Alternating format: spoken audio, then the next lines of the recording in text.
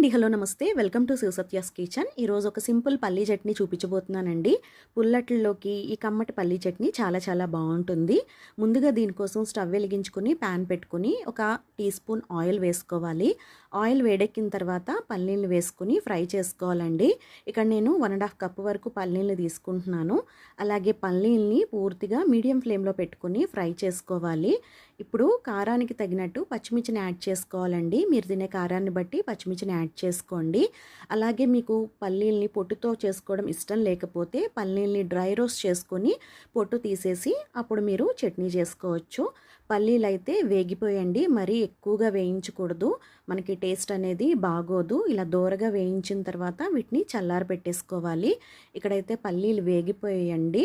అలాగే ఈ పల్లీ చట్నీలోకి మీకు పులుపు గనక కావాలనుకుంటే ఇలా వేయిస్తున్నప్పుడే ఒక 2-3 చింతపండు రెబ్బలు వేసుకొని ఫ్రై చేసేసుకోండి. పల్లీలు చల్లారిన తర్వాత ఇలాగ మిక్సీ జార్లోకి వేసుకొని మనం గ్రైండ్ చేసేసుకోవాలి. రుచికి సరిపడా సాల్ట్ని కూడా ఇక్కడ యాడ్ చేసేసుకోవాలండి. ఇక్కడ నేనైతే 2 టీ స్పూన్ల వరకు సాల్ట్ని యాడ్ చేస్తున్నాను. సాల్ట్ వేసుకుని తగినంత నీరు పోసుకుని ఈ విధంగా గ్రైండ్ చేసేసుకోవాలి. గ్రైండ్ చేసుకున్న చట్నీని ఇలా ఒక బౌల్లోకి తీసేసుకోవాలి.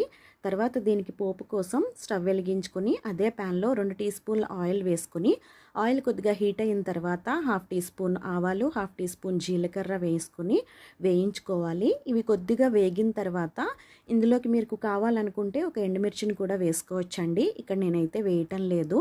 ఇవి కొద్దిగా వేగాయి కదా, ఇందులోకి మనం కరివేపాకును కూడా వేసి వేయించుకొని ఈ పోపుని మనం చట్నీకి కలిపేసుకుంటే సింపుల్ పల్లీ చట్నీ రెడీ అయిపోతుందండి. చాలా చాలా బాగుంటుంది. కమ్మగా పుల్లట్లలోకి అయితే చాలా చాలా బాగుంటుంది. వీడియో నచ్చితే లైక్ చేయండి, షేర్ చేయండి. Thank you.